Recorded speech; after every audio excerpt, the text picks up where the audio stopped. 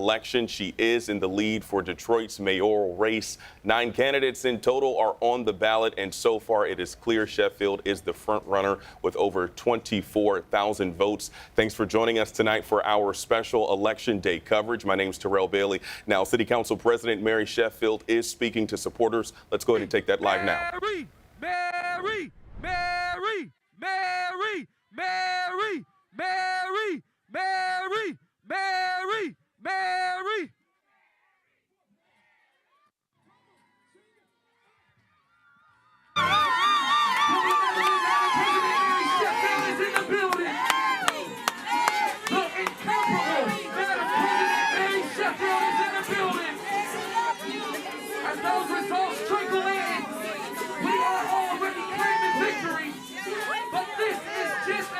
We still got work to do in November.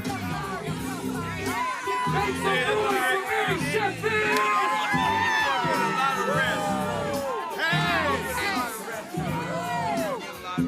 Because of your love, life is.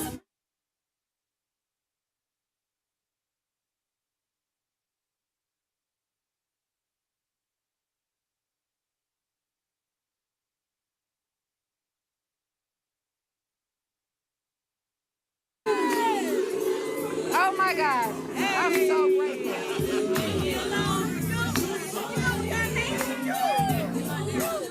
Thank you. Woo.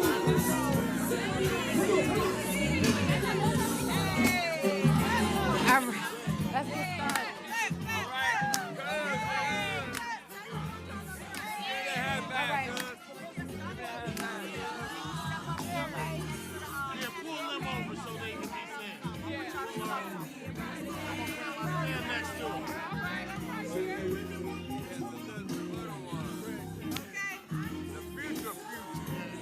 All right, good evening, Detroit. Thank you so much. I am so full right now. Detroit, you all showed up and kept your promise to me. Every day in the street, I was out and they said, "We got you, Mary, we got you." And guess what? I got you. I got you. I want to thank the entire city of Detroit for showing out and showing up, being engaged in the future of our city. I want to give honor to God, who is the head of my life, who is my rock and my foundation, who before I was even formed in my mother's womb knew who I was and called me for such a time as this. But Detroit, we made this moment together. We claimed it together in Detroit. I believe that our best days are ahead of us. The victory tonight is not mine. It is ours. It is ours. It belongs to every little boy and girl in this city who was told to dream small. It belongs to every neighborhood in this city that has felt left behind. It belongs to every senior, like my grandmother, 88 years old, who paved the way and whose shoulders I stand on. And for every college graduate, every young professional who told me they wanted to stay in Detroit if only they could see a future, this is our moment. I want to first and foremost thank all of the candidates that took the courage to stand up and show love for this city by running for office, because we know running for office is not easy. So let's give all of our candidates that took the courage and the time to stand up and run for office, and we thank them for their contributions. Yes. To my family, my grandmother, my mother who is looking down on me right now, my father who I would never shy away from. I love my father. My aunt who is here with me, and my entire family, I say thank you. I am grateful for this entire movement that we've been able to build. To our coalitions, to our union leaders, to our faith leaders, all all of you all who have supported me, I say thank you. To none other than the world's greatest judge, Judge Greg Mathis. We thank you. And his beautiful wife, Linda Mathis, who were boots on the ground wherever I needed them, touching and rubbing elbows with Detroiters. We thank you. To none other than First Lady, none other than Monica Anthony. I was trying to think of something special to say because she's spicy, but I love her. Monica Anthony, to Ricardo, our campaign chair. Give it up to Ricardo. And to all of those who are part of my campaign, we say thank you. To my campaign staff, who worked late nights and early mornings and had no days off sometimes, I know it sure feels like. We say thank you. To the tireless volunteers, raise your hand if you volunteered with the campaign. To the tireless volunteers and every single person who knocked on doors, passed out flyers, made phone calls, and even whispered prayers and encouragement when I needed it the most. Thank you. This victory tonight is all of ours. All of ours. But tonight is bigger than a win at the ballot box. It's a turning point. Because tonight, Detroit chose experience. Detroit chose integrity.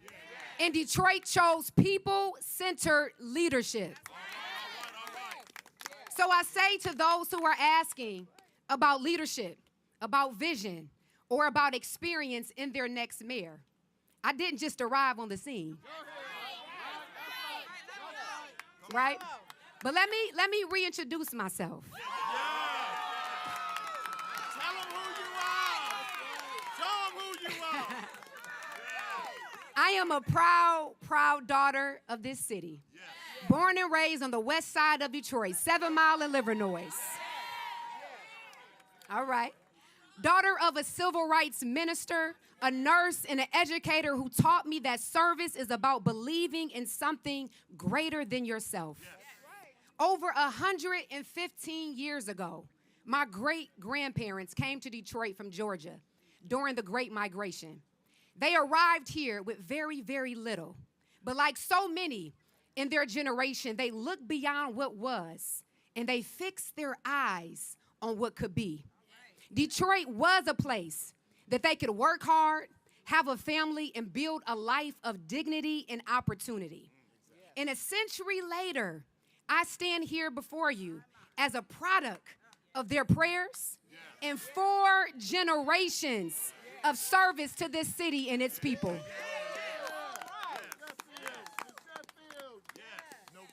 So Detroit, I say this, it is this city that raised me, that shaped me, and that called me to serve for such a time as this. I'm reminded of that calling every time I think about my childhood. Whether I was shuffling over at the Detroit Windsor Dance Academy, or I was at the Mosaic Youth Theater, or learning how to swim over at the Coleman Young Rec Center. How many of y'all learned how to swim? All right, over there. Or even falling more times than I can count over at Northland Roller Skating Rink. Right? These places didn't just keep me busy, but they molded me. They brought me joy. They taught me discipline and instilled confidence in me. Whether I was giving back as a young girl with my mother, feeding the homeless at Cass Methodist Church, or volunteering for former Mayor Archer at just 10 years old, or preaching my first sermon at 14 years old. Even as a kid, I always wanted to be a part of something bigger. That is why I am deeply committed to investing in our neighborhoods, in our parks, in our youth programs, in our cultural institutions, because every Detroiter deserves to feel seen and supported. So Detroit, we know that we are in critical times, times that demand bold and immediate action. And we need leadership that is ready, that is equipped, and prepared with a clear plan to continue the progress that we've made. We need leadership that is tested, that is proven, and that is ready to deliver day one in Detroit. I am prepared to meet that moment.